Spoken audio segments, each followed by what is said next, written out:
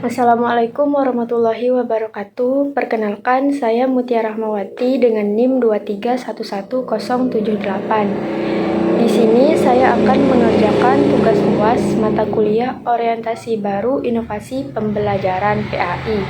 Baiklah, di sini ada dua pertanyaan. Saya akan menjawabnya dengan jelas, sistematis, dan argumen yang kuat. Pertanyaan yang pertama yaitu tentang analisis inovasi dalam kurikulum. Nah,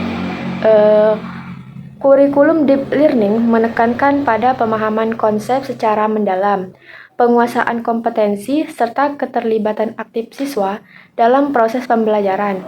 Sebagai calon pendidik PAI dan budi pekerti, bagaimana cara kamu mengintegrasikan pendekatan berbasis project based learning atau pembelajaran berbasis masalah problem based learning dalam mengajarkan materi toleransi dan kerukunan antar umat beragama pada siswa SMA.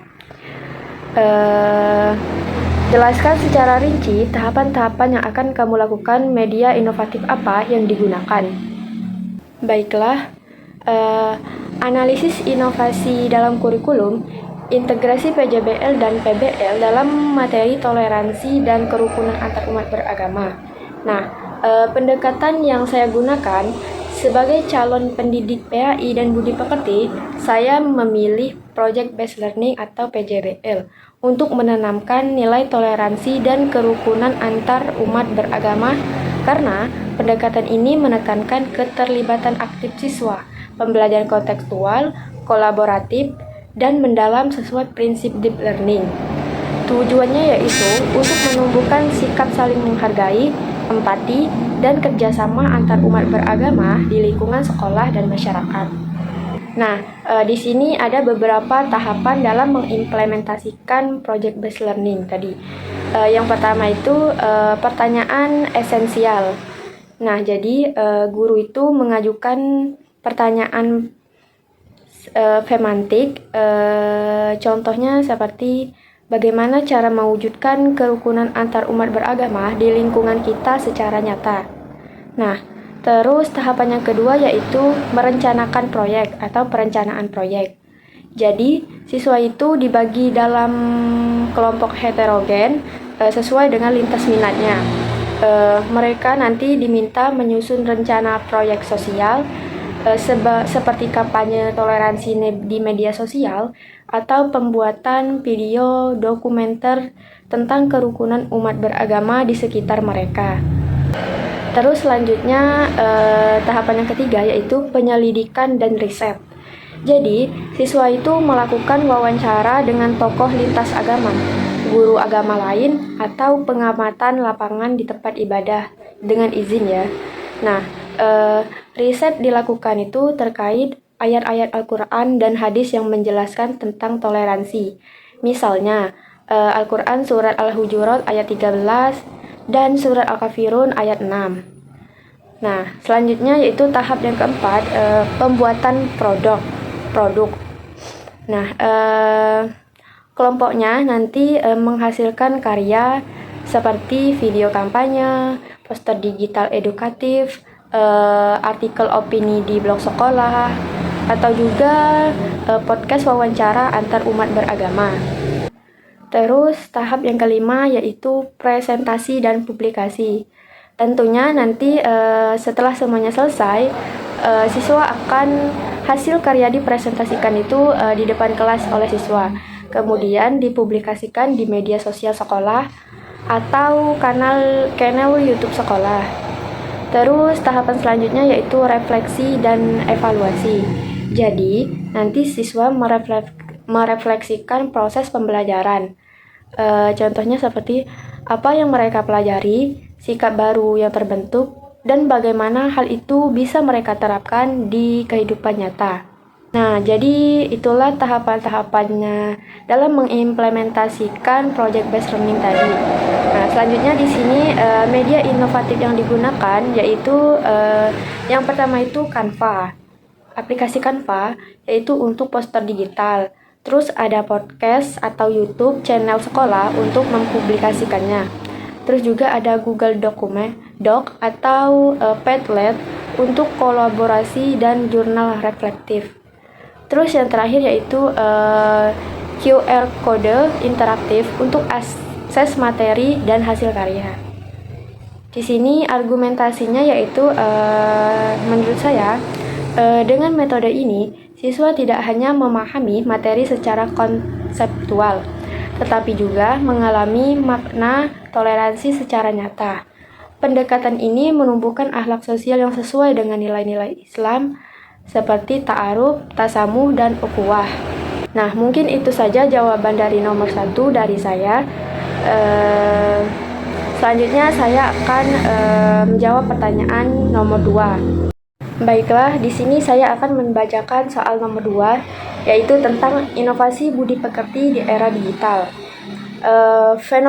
Fenomena cyberbullying dan penyebaran konten negatif semakin marak di kalangan remaja. Bagaimana inovasi pembelajaran budi pekerti dapat berperan aktif dalam membekali siswa dengan etika digital yang kuat berdasarkan nilai-nilai Islam. Jelaskan strategi yang bisa kamu terapkan untuk membentuk karakter siswa agar bijak dalam berinteraksi di dunia nyata. Baiklah, di sini saya akan menjawabnya. Inovasi budi pekerti di era digital. Strategi pendidikan etika digital berbasis Islam. Nah, permasalahannya di sini yaitu cyberbullying, hoax, dan konten negatif adalah tantangan besar bagi remaja di era digital. Nah, nilai budi pekerti perlu bertransformasi agar relevan dengan realitas dunia maya.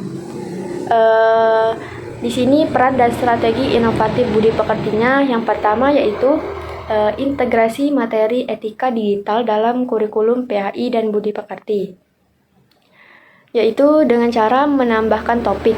Nah, adab bermedia sosial, bahaya gibah dan fitnah digital, serta etika komentar online.